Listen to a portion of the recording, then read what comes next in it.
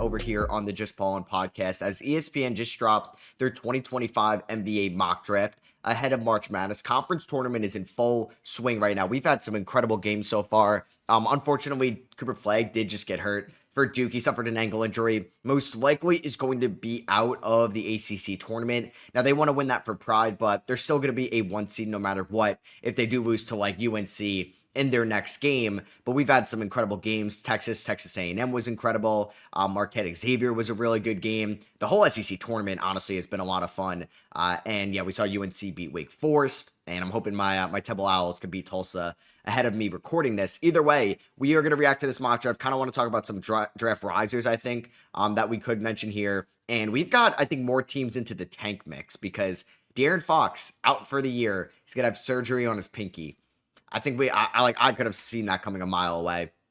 Wemby's already out this year. We're going to see them play a lot of like Castle and younger guys throughout the rest of the season. We're already kind of getting into March basketball where you're like, oh, I forgot about that guy. Or I've never even heard of this guy. Brandon Williams having 20-point games. Roden for the Toronto Raptors. And AJ Lawson had like 30 points for them the other night. It's incredible the names you'll see in the month of March for most likely teams that are not making the playoffs. So let's see what ESPN has to offer us here. They have Cooper Flagg going number 1 overall to the Washington Wizards. Nothing has changed there. I hope the Wizards get number 1 just because of how bad their season has been. If it's going to be Cooper Flagg, if it's going to be the Charlotte Hornets, I'm okay with that. I mean, if they end up getting, or if Cooper Flagg goes to San Antonio and they get the number 1 pick, I mean, Cooper Flagg and Victor Wembanyama is going to be insane defensively, and they're going to be a team on notice very soon, as soon as next year.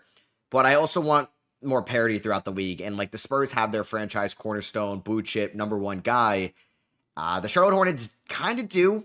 The Washington Wizards, I still think that's TBD if that can be Sar or Bilal, but that could be Cooper Flagg for them. For Utah, I think they have good complementary pieces in the long term, but they could use that number 1 guy. Brooklyn could use that number 1 guy. I think I'd like to see Flagg go to a team like that.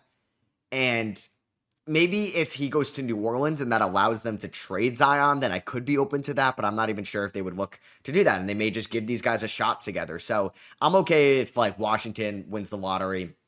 I think they can use that number 1. Obviously, everybody can use a Cooper Flagg, but that he had like the sickest weak side block in that Georgia Tech game, and then it was like 3 plays later. Rose's ankle. I can't speak, and it just stinks that he's gonna miss a UNC game because we had a chance that they were gonna play 3 times this year, and it's been entertaining. I guess if you're a Duke fan, the first 2. So we got Dylan Harper going number 2 to the Utah Jazz. Dylan Harper's season ended against USC. I think it was double overtime. Incredible game by him. And yeah, Rutgers ended the season under 500. Him and Ace Bailey are probably going to be top 3, 4, or 5 picks in this draft. He does remind me a ton of Cade Cunningham. And I see that in his game. And I think his size at 6'6" can allow him to play the 1 and the 2. Isaiah Collier has looked like a very good initiator since he became more so the starting guard for this team. So that can allow you to play Harper off ball with him. But I also think he can play on ball, and Keontae George can play off ball. And I think he's not Cooper Flagg, but I don't think it's that far behind him. I don't think this is like a Zion Ja situation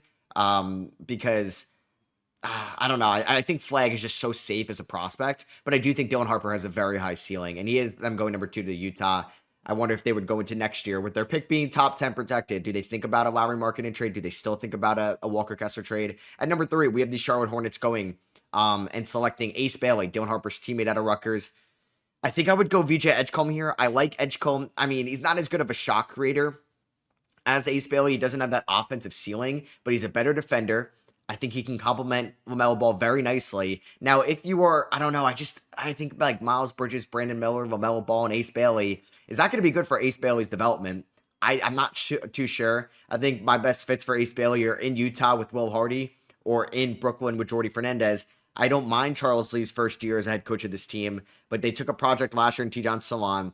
I think Ace Bailey is still a project and is going to take a little bit of time, and maybe playing with LaMelo could be good for his development. I'm just a little concerned about that fit and how he's going to be acclimated to that offense. That's a lot of hero ball, isolation.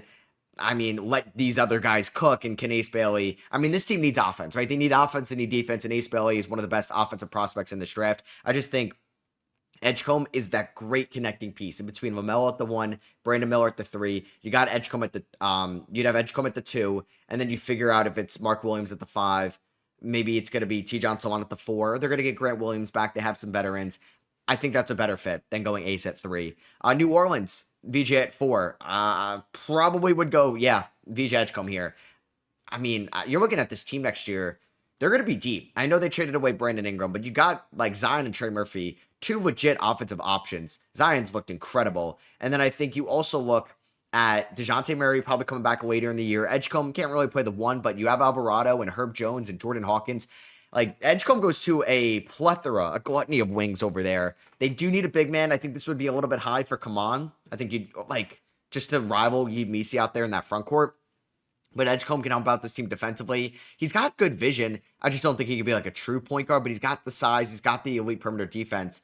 I'm just like also trying to talk in my head. If Edgecombe went 3 to Charlotte, how does Ace Bailey look in New Orleans? I mean, as like a not like a stretch 4, but somebody that can really have size. I don't think he could be a stretch 5, but you can have some fun lineup iterations with that, with Ace Bailey in New Orleans. I wonder if Willie Green is going to be back next year as the head coach. But I think you go best player available with Ace Bailey off the board, and that would definitely be VJ Edgecombe, in my opinion. Philadelphia here at number 5. Imagine showing somebody this at the beginning of the year. There's a chance their pick can drop outside the top 7. Brooklyn's going to try to be losing some games. San Antonio, a lot of these teams are going to try to lose some games. Chicago to pass Philadelphia. But Philadelphia here at 5. Trey Johnson is the selection. I'd probably take Trey Johnson here. I think he's like leapfrog Kasparis and a lot of people's big boards. And he gives you another good scoring option on the perimeter. Him and Quentin Grimes, Jared McCain, surrounding Embiid, Paul George, and Maxey. That's like a lot of depth. That's a lot of versatility. That's a lot of guys that could just get hot out of nowhere and can keep you in games with their shots. Maybe he's Trey Johnson, the defender that I'd want in Philly. Probably not, but I don't know if there's a better fit on the board here. Con Knipple could be a better like complementary piece. I think Trey Johnson can operate as like someone that can initiate maybe the bench unit. I think Kaman is interesting here just because of Embiid also having all these injury concerns, but it does seem a little bit high, but I wouldn't hate Philadelphia taking that chance. Maybe it's Derek Queen, maybe it's Asa Newell, but I think I would also look at that idea as well. Maybe they just trade this pick, right?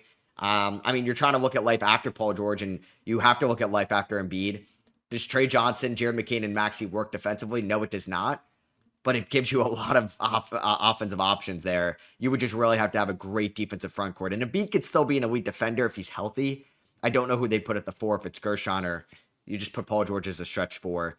Next up at number 6, we have Kasparis Akachonis going to the Brooklyn Nets. I'm still fine with Kasparis at 6. I know his efficiency hasn't been great. We'll see if he can go on a run in the Big Ten tournament. I believe they're playing, I forget who they're playing after I record this. But yeah, they're going to be in March Madness as well. He's had some bad shooting games over the last couple of weeks. And he does turn the ball over a ton, but there's something there. And I think him going and being the lead point guard under Jordi Fernandez is incredible. Like the way they've overachieved this year, or at least been in competitive games when they shouldn't have been. When we all thought they were going to be like rivals against Washington for the worst record in the NBA. That's one of my worst takes this year. I thought the Nets were going to be worse than Washington and be like last year's Pistons. I couldn't be more wrong. Jordi Fernandez has done an incredible job. I think Jeremiah Fears is like, I think top like point guard prospect is Dylan Harper. And then it's, I think Kasparis, but Jeremiah Fears is right behind him. And I've loved the way Jeremiah Fears has been playing as of late. And also Jace Richardson from Michigan State. And I'm excited to watch his Big Ten tournament and how he looks in March Madness. But Kasparis, I think, has some upside. He has some downside. You could worry about the defense a little bit. How can he be as a floor spacer? But he's got incredible court vision. He could run the floor, get to the rim, rebound well. And I think would be a good point guard for this Nets team. That's about to draft like 4 rookies here in this mock. Toronto at number 7. Come on, Mal, watch. I think that's a pick that makes a ton of sense. There is the Masai Ujiri connection over there, and just a guy that I think Masai Ujiri would want to draft. And this is a team that has Jakob Poeltl. Like, you look at their starting 5 right now, it's Quickly, Barrett, Ingram, Scotty, Poeltl. Poeltl is the oldest guy in that group. I believe Poeltl, actually, he might be similar age to Ingram because they were both in that 2016 draft class. I forget if Poeltl was a freshman coming out of Utah. Either way, I think you could definitely look for a backup center with Boucher getting a little bit older. I mean, I don't know if Mo is like more of a backup center, but could just be more of a backup forward in a way. And come on, maybe he's a couple years away from having, I think, a confident offensive game. But he's I think, a menace defensively already. And him and Scotty Barnes kind of maintaining that paint would be great. You have Ingram at the 3, RJ at the 2, who can have his defensive moments, and Quickly, who can also have his defensive moments at the 1. I think could be really good in a couple years. I do wonder, though, if Toronto gets lucky in the lottery, say they add a Cooper Flagg or they add an Ace Bailey, or even a VJ Edgecombe, like how does that team look with RJ Barrett, Ingram, and Scotty Barnes, who are making like $100 million combined, plus Jacoby Walter in the first round last year, like they would have a lot of wings. And I assume if like they drafted Cooper Flagg, maybe even Ace Bailey, like it's RJ Barrett would go or Brandon Ingram would go. Like Scotty's not going anywhere. So yeah, I like that fit there at number 7. I haven't really had any issues here. I think like I would think about Edgecombe over Bailey at number 3. But I wonder like Edgecombe, Baylor's playing. Who are they playing? I forget in the Big Ten tournament after I record this. They're an underdog. Is it? I think it's Texas Tech. Number 9, Jaeger Demon. Okay, definitely a big disagreement here. I don't really like this one just because, I mean, one, I don't think Portland needs another guard. I mean, they could trade away Anthony Simons, but Scoot Henderson needs to be the starting point guard. I don't hate the idea of Jaeger Demon being a backup point guard, but I think there's so many better options here for a team that could have some three-point shooting concerns, and I think Con Knipple on the board should not make it past number 9. He's physical. He likes to absorb contact. He can get to the rim. He can come off screens. Catch and shoot game is phenomenal this year for Duke, and I would target 100% Con Knipple here at number 9 than Jaeger Demon, who hasn't shot well whatsoever in Big 12 play. BYU has been playing some good games, and he's got great court vision. I've said it before. I do believe he's the best passer right now in this draft. I just don't think Portland should take him with a top 10 pick. I don't think they should take a true point guard. I don't think they should take a center. So I would look at, I mean, I could see Asa Newell, but I could really see Con Knipple being the pick there at number 9. So number 10, we have Chicago going Derek Queen. I'm a little bit lower on Queen than the consensus. I have him as my 16th ranked prospect in my recent like big board update that I tweeted out. My Twitter is in the YouTube description or the Spotify description, but they have Derek Queen going here. I think Derek Queen is what you'd think in that like typical big man, as he's going to want a lot of post touches, a little bit slower defensively, but he's very skilled around the rim. But I think it's a little bit more old school style of play. How is his lack of offensive versatility with his floor spacing going to be in the modern NBA? Can him and Matas Buzelos work out offensively and defensively? I think going into a spot with Josh Giddey potentially returning is a great lead point guard for Derek Queen and his development. I think having, like, that's why I wanted to see Alex Sarr in Atlanta, because I think having somebody like Trae Young can really do wonders on your development. Like, if Derek Queen can somehow go to Indiana, would love that for his development. And I think Chicago, like, Josh Giddey's got incredible court vision. I think that'd be a good spot for him. 10 is a little high for me, but honestly, what Chicago needs, I'm fine with that. I don't need them taking another guard with Giddey, White, and Dosunmu. You're going all in on Matas. You paid Patrick Williams $90 million. I don't hate a forward here. Like, Con Knipple is still on the board, but I do think Derek Queen gives you some upside. I'd like Kaman a little bit more. Queen and Wolf are very close to my next graded centers. I don't know if I would take Thomas Sorber. I definitely wouldn't take him this high. But yeah, so we have Derek Queen, number 10 to the Chicago Bulls. 11, Houston taking Jeremiah Fears.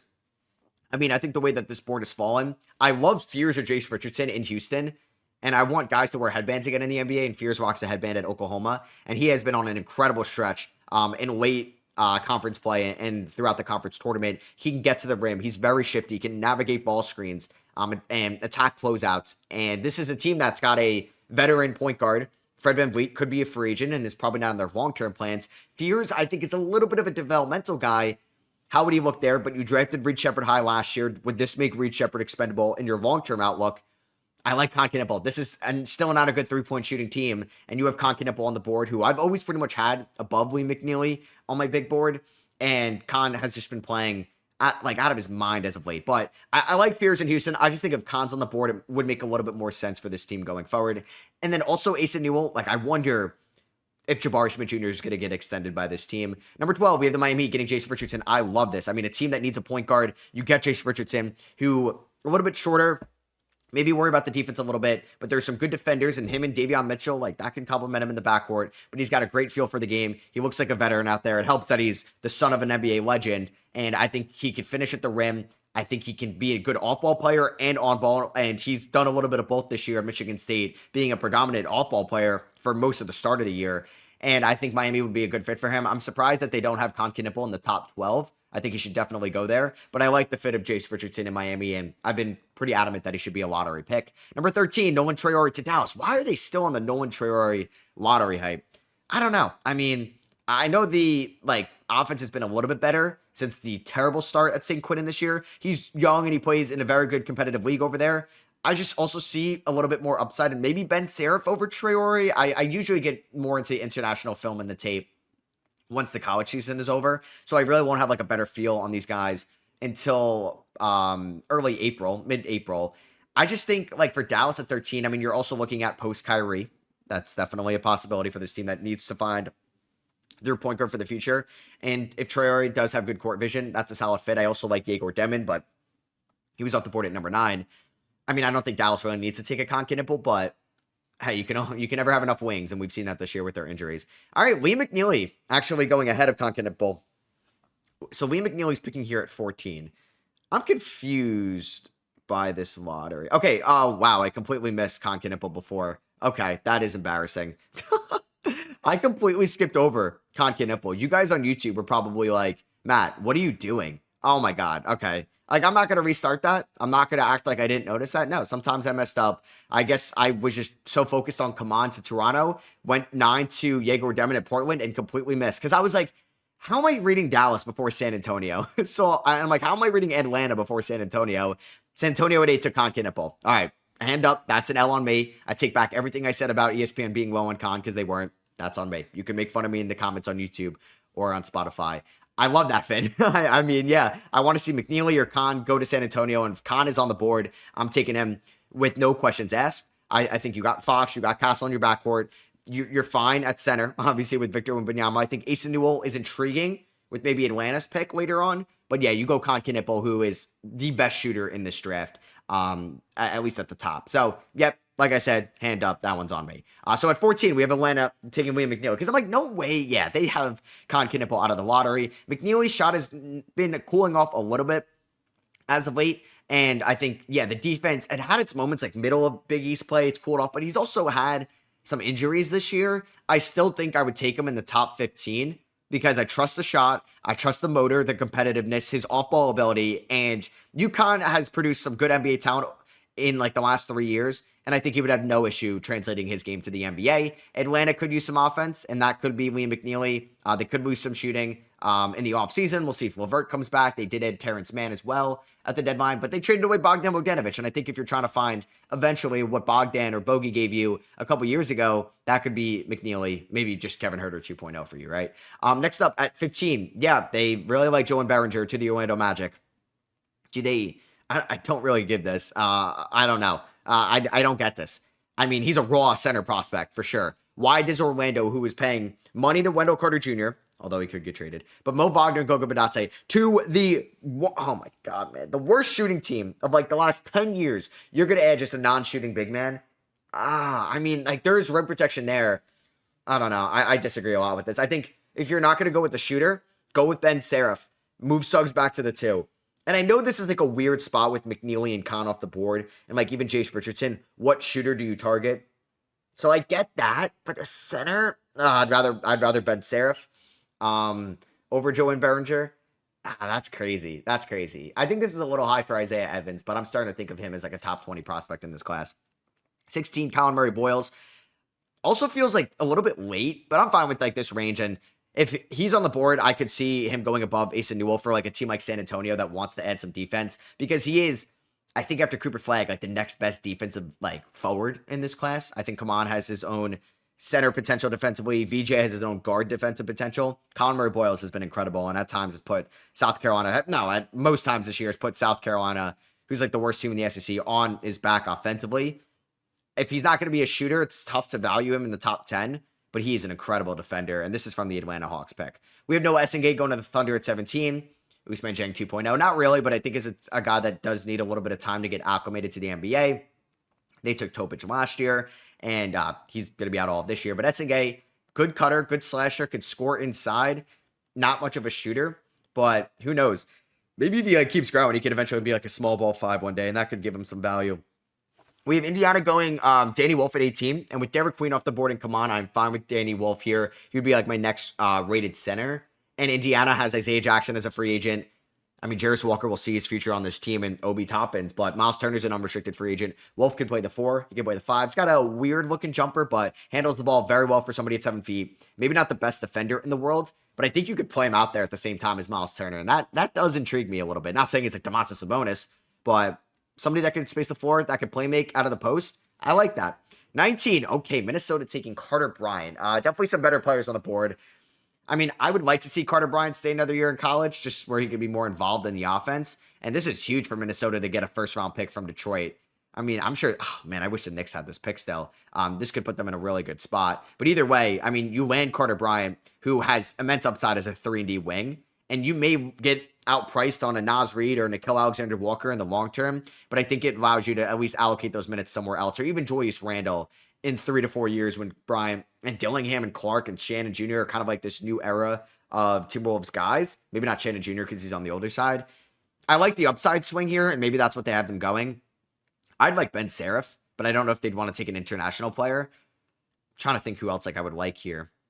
Yeah, I mean, I think I'd like Ben Seraph. I would like Isaiah Evans. I'd like Cam Jones, like an absolute gamer. Or Asa Newell, who's still on the board. Yeah, falls all the way to 20. This seems low. I have him in my top 15 big board. I mean, the Nets are landing Kasper Shakuchonis and Asa Newell. I like that a ton for them. 61% true shooting this year at Georgia. He had an incredible finish to his season, losing to Oklahoma. Can rim run, can catch alley-oops, great size.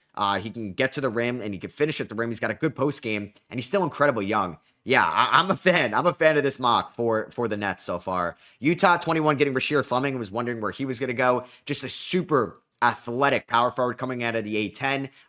Yeah, it mentioned 7'5" wingspan, 40+% from threes this year. Efficient at the rim, out of the post, can poster you, run in transition, can play defense. And I think upside long term, I would be more excited about him than like Taylor Hendricks there in Utah. Miami via Golden State, taking Will Riley, another player that could maybe stay at school. But man, when he's hot, he can get going. He can be that microwave scorer for you off the bench. I think Miami definitely needs to add some shooters, especially if Duncan Robinson isn't back next year and Rozier's fall off. You get Jace Richardson and Will Riley, that does excite me. I kind of like Isaiah Evans a little bit more than Will Riley if you're taking that smaller sample size college player. Will Riley, decent sample size, but needs to put on some weight, needs to be a little bit better of a defender. But I like Miami taking a chance on him. I think he could fit well in Spo's offense. 23 Brooklyn via Houston taking Hugo Gonzalez. I mean, Hugo's got some defensive upside. He's 19, but the offense hasn't been great this year over in Spain, and I worry about that. Now, hey, Brooklyn can take a chance. I mean, it's like a lottery ticket. Maybe he ends up being like this really good 3-and-D asset for you at his absolute peak, and you can develop him. He's also their third first-round pick. If they hit on Kasparis and if they hit on Asa Newell, yeah, you can go Hugo. But those are two freshmen. I would like an older player here. Like, I wouldn't mind Alex Caravan. You might need some three-point shooting help if you trade away Cam Johnson. I like Cam Jones. I like Nick Clifford. Those guys at 23. Ben Seraph, there he goes, number 24 to the Wizards. I mean, this is, I think, a steal for Washington. I think he's closer to a top 20 prospect. And this is a team that could look for a big point guard that could play make. Bub could play off him a little bit, and then he could shot create. And I think Ben Seraph, over time, could develop a very nice connection with Cooper Flagg, who they have in this mock. And Alex, sorry, I mean, Ben Seraph and Cooper Flagg is a phenomenal draft. Thomas Sorber going to the Hawks at 25. I like this actually as well because Clint Capella is probably not going to be on this team next year. I don't think I've seen enough from Okongwu this year to be like, all right, he is legitimately the long-term answer for this Hawks team at the 5. Sorber, I think, is the second best rim-protecting big man in this draft after Kaman Maluach. He's a better defender than Danny Wolf. He's a better defender than Derek Queen. Sucks his season got cut short for Georgetown. Like, watching him and Micah Peavy this year was a lot of fun. But maybe that could hurt his draft stock a little bit, and then the Hawks can take him with that Lakers pick, which could be good for them. Brooklyn's fourth and final first-round pick, Alex Condon from Florida, who I think was a sleeper for most of the year. I like Elijah Watkins over there as well, but he might be more of an undrafted guy. Condon's got some size, got some playmaking ability, and he can space the floor a little bit. Mentioned here, 15 for 43 on three-pointers this year, 35% from three. And yeah, they're going to be playing in the March Madness tournament. It can really help out his draft stock and could maybe pass like Danny Wolf up there as well.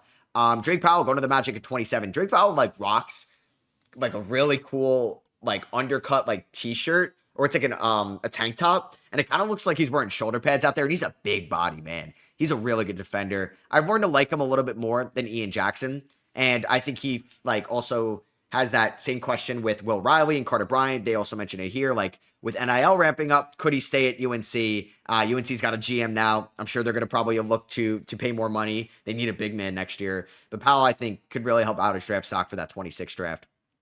Adu Thero going to the Boston Celtics at 28. Another older prospect like they took last year with Baylor Shireman. Thero, not much of a shooter. So I do wonder like what his fit is in like Missoula Bowl's offense where you're going to take all these threes. I'd much rather have Cam Jones. I'd much rather have Isaiah Evans. I think they could also look to take a big man as well, but with Condon off the board, maybe they don't look to take a center here. I wouldn't take like Rocco. But I mean, I like Theo's athleticism, his defensive intensity. Maybe that's what Boston prioritizes. Noah Pendant going to the Clippers at 29. Also struggling, like, in my limited time watching him, seeing him as an NBA, like, first rounder because he's not been a great three-point shooter. I don't know if it's like Bakomi Dadietish, but I'm starting to feel that way. And at 30 for the Suns, we have Ryan Kalkbrenner. I guess that was another center on the board. Could go to Boston. Big body. I mean, Phoenix does need some center help. And maybe they end up getting that in a Kevin Durant trade. But I do think, I mean, upside here, I would look at Isaiah Evans. Even Cam Jones could help you a little bit more right now. Then, yeah, like LeBaron Philon, I don't think should go in the first round. I don't mind this team taking Kalkbrenner, him and Nick Richards as your centers next year. They do a second round. Boston getting Washington second rounder this year is like amazing for them. Nick Clifford, like it's like another first rounder. Nick Clifford, phenomenal glass cleaner. His 3-point shot has been on a tear as of late. Yeah, that's a great pick. Sergio Delaria going to the Timberwolves at 32. Still don't have like a good feel on him yet as a prospect. Alex Caravan, like his shooting slump falls him out of the first round, going to Charlotte at 33. They can use more shooting. They back-to-back seconds. Okay, I didn't realize that New Orleans didn't have their second. They take Ian Jackson, keep him in the state of North Carolina. Michael Ruzic going to the Sixers at 35. He's basically a lottery ticket there. I'd avoid that for them. Brooklyn taking Maxime Reynaud at 36. We'll see if they bring back Day'Ron Sharpe, but he's very skilled offensively inside. I like him. I like him a ton at Stanford this year. He's been a great offensive big man. Alex Tui to the Pistons at 37. You hope he can develop into being an off-ball shooter. Boogie Flan to the Spurs at 38, the Arkansas point guard. He suffered a season-ending injury, struggled at the rim. I wonder if he'll stay. Miles Bird going to the Raptors at 39. I've cooled off on Miles Bird a little bit as a top 40 guy. Chaz Lanier going to the Kings at 40. I like that. He was the best player on Tennessee this year. I also like Jemai Meshack as well. Like I mentioned him in the sleeper video.